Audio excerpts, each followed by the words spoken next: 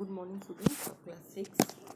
Today I am going to discuss about the Vedic civilization. Last part.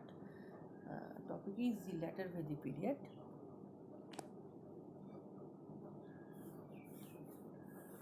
By 1000 BCE to 600 BCE, the small settlements which was established by the nomadic group that came from Central Asia had grown into a thriving community. At this point, the Aryans had moved towards the plains of the rivers Ganga and Yamuna, called the Gangetic Valley. The whole of North India came to be occupied by this group and came to be known as Aryabharta. You already know, which I discussed in my previous video, which means the land of the Aryans.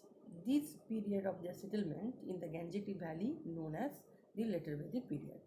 Archaeological excavation conducted in Punjab, Uttar Pradesh, Rajasthan along the Indus River tell us about the political, social, economical, religious life of the people. As the population increased, the Aryans moved along the course of the Ganga and Yamuna river. They went farther east and occupied the whole of northern India. In this period, associated with two important developments. Number one is historians believed that iron came to be used in this period because Vedic text refer to the use of shamas or black metal. And nextly, the settlement of the Aryans. Okay, the three Vedas, Yajur Veda, Sama Veda, and Atharva Veda are our main source of information for this period, while Rig Veda was early period source of information, and others religious text were the Brahmanas, the Upanishads, the Ramayana and the Mahabharata, and also the Puranas.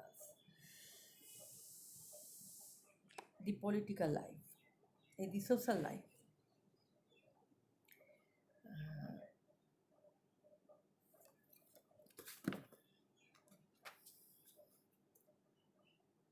Society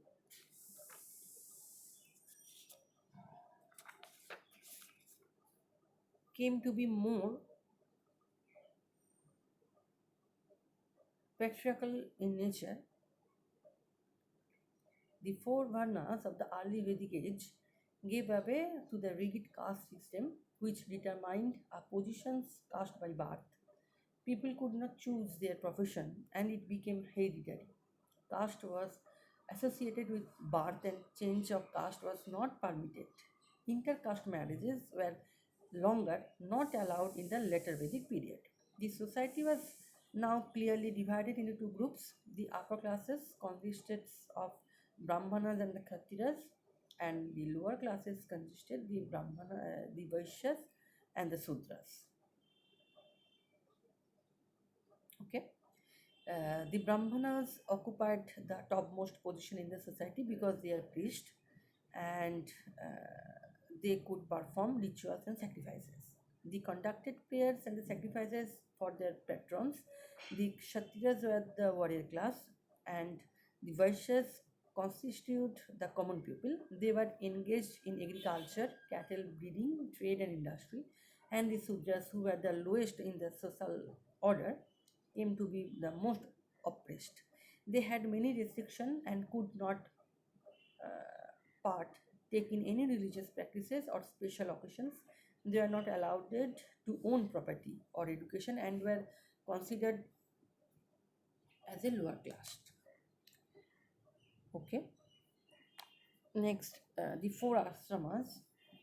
During the later Vedic period, the whole lifespan of a person was measured as 100 years. It was divided into four stages of ashramas of 25 years each. Brahmacharya was the first stage of life during which a person stayed with his guru in the Gurukul and received education. Grihastha was the second stage in a person's life during which he was allowed to marry and lead a family life. Vanaprastha was the third stage when a person would give his worldly life and uh, go to the forest to meditation. And sannyas was the last stage of a person's life when a person was supposed to renounce all the worldly pleasures and spend his last days as an ascetic, spreading the principles of religion and truth. The system of education, the later Vedic period had a special system of education. When a boy was 7 years old, he was sent to Gurukul, the house of the teacher. He stayed there till 25 age and completed education. Most of the teachings was done orally, and students were required to memorize everything they learned. They were taught Vedic literature, grammar, astronomy, music, medicine, and the art of warfare. After the completion of education, the students paid Guru Dakshina or fees according to their capacity. Education was imparted only to the upper classes of the society. Next, political life. The later Vedic age, the tribe setup was replaced by powerful kingdom. This made the king more powerful. He was the supreme commander of the army and the chief justice of the kingdom. Uh, in this time, the king called himself the Adhiraj, the Maharaja Dhiraj, and the Samrat, and he gained this title.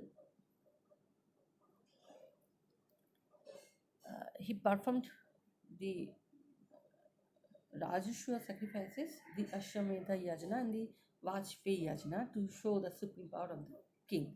Ashwamedha Yajna was performed by powerful kings. In this ritual, the ruler would let loose a horse with a king's emblem accompanied by soldiers.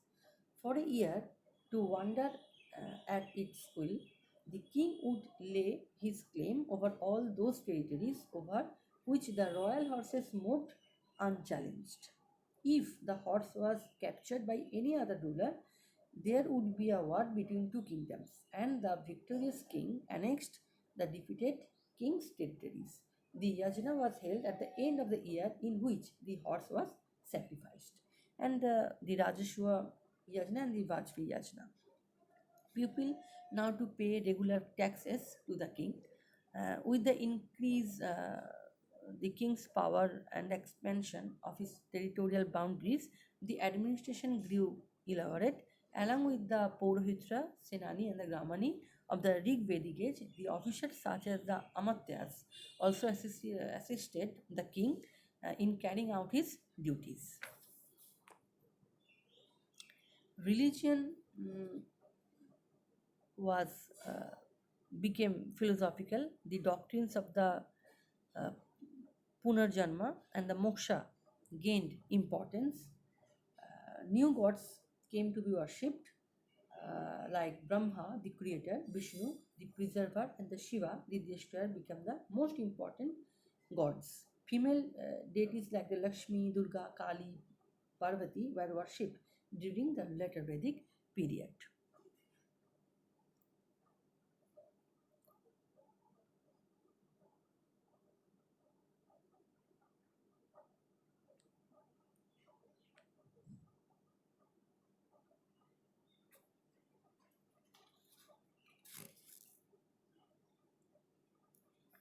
Okay. Next, the economic life. Agriculture was the main occupation of the people. The use of iron implements helped them to increase production. The main crops were barley, wheat, rice. Some people were specialized in arts and crafts. Along with weaving, pottery, tanning, there emerged several new professions in the later Vedic age. There were weavers, artisans, carpenters, leather workers, jewelers, dyers, and the potters also. A special type of pottery called the painted grey were associated with the Vedic pupil. Trade became more organized due to presence of an efficient barter system. Domestication of animals continued during the later Vedic period. position of the woman. It is very, very important. The society of the Vedic, later Vedic, was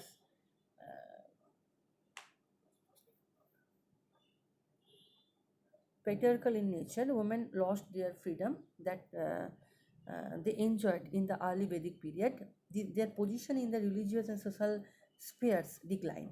They were not allowed to participate in the assemblies and or religious ceremonies. Their primary duty was to take care of their families and children. Widow remarriages, which was permitted earlier, was not encouraged in later Vedic period. The birth of son was preferred to that of a daughter. Women could not own or inherit property of his father. Okay.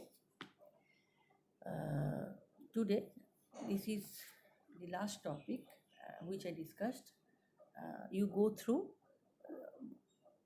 whole topic and prepare your terminal examination, which is held on last week of September. It is totally conducted with a MCQ. No broad questions will be given, and you carry on your classes and go through the book for only short questions. Thank you.